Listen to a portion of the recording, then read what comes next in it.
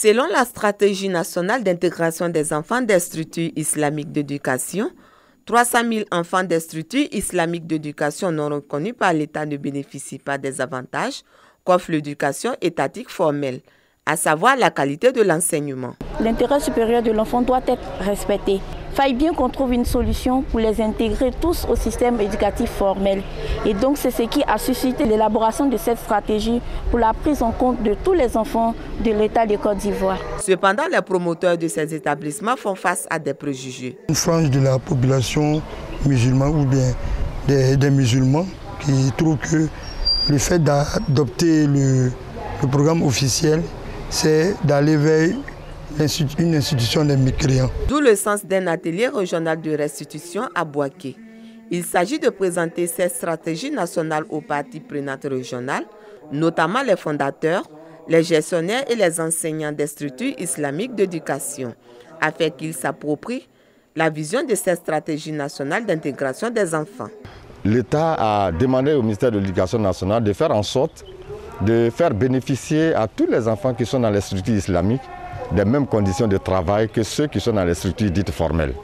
Donc les écoles islamiques puissent enseigner le programme officiel pour donner toute la chance aux enfants qui sont dans ces structures-là d'avoir plus de possibilités de s'insérer dans la société.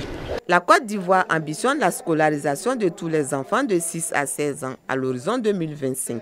La stratégie nationale d'intégration des enfants des structures islamiques d'éducation constitue une des réponses de l'État à cette problématique d'intégration des enfants, dont 1,6 million sont hors du système éducatif.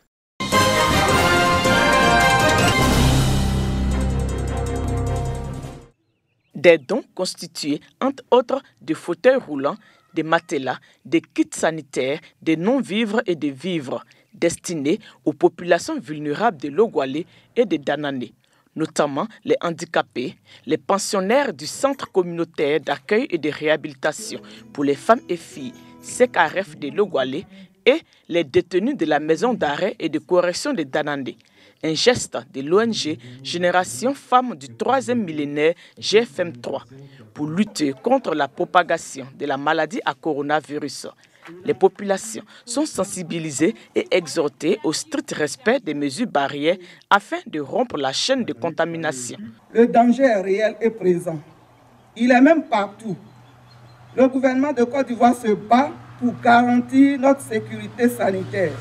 Par conséquent, nous devons rester disciplinés et respecter les mesures édictées par le gouvernement. Se laver régulièrement les mains, éviter les contacts et réduire les mouvements, surtout les mouvements inutiles, garder une distance d'au moins 1 mètre et porter un cache-nez, c'est-à-dire un masque. Les bénéficiaires, tout en exprimant leur gratitude, promettent être des relais de sensibilisation au sein de leurs communautés respectives. Nous allons nous atteler à aussi sensibiliser nos populations afin que le coronavirus soit éradiqué totalement de la Côte d'Ivoire. Ce que nous pouvons dire aux parents, c'est leur montrer ce qu'on a appris ici. Comment se laver régulièrement les mains et comment se laver bien les mains. L'ONG GFM3 intervient dans plusieurs domaines, à savoir l'assistance humanitaire, la protection, la santé, l'éducation, l'eau, l'assainissement, l'autonomisation des femmes, l'insertion des jeunes. Elle a une couverture nationale avec 10 bureaux régionaux.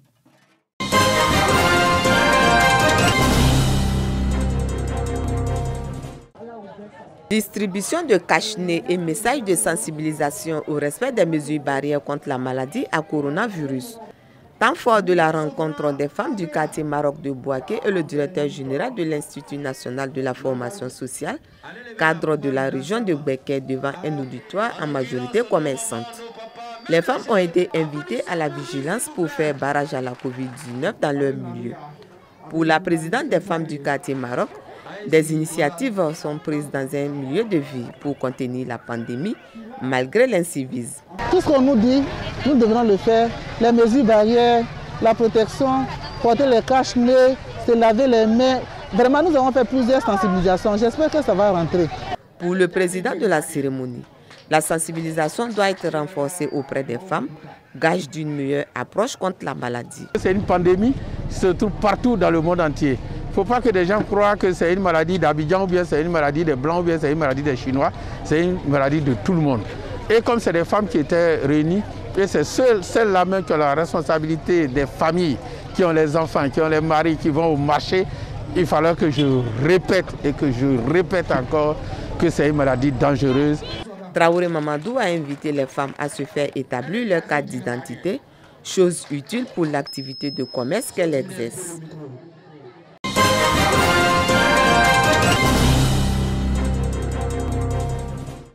Outiller les animateurs de programmes radiophoniques à la gestion des rumeurs en cette période de pandémie de la maladie à coronavirus. Tel est l'objectif de l'atelier d'orientation à l'intention des journalistes, animateurs, producteurs et réalisateurs des émissions de santé sur la COVID-19.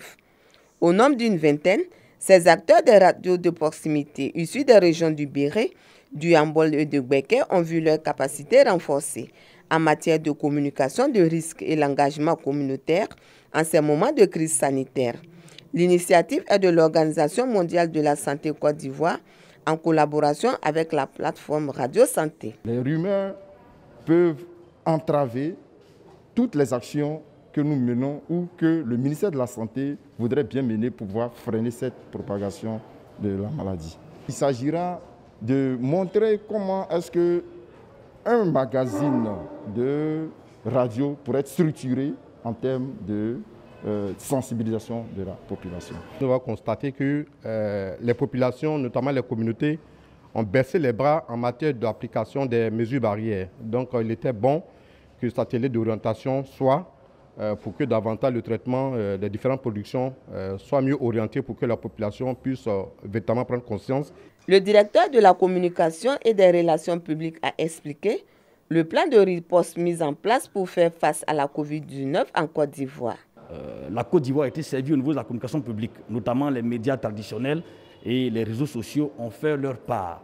Aujourd'hui, il est question pour la communication de mettre l'accent sur le rôle, n'est-ce pas, de la sensibilisation de proximité à travers les réseaux des agents de santé communautaires et surtout de l'organisation de la société civile. Outre Bouaké, les villes de Korogo, Mandaloa et Dabou ont abrité les sessions de formation similaires.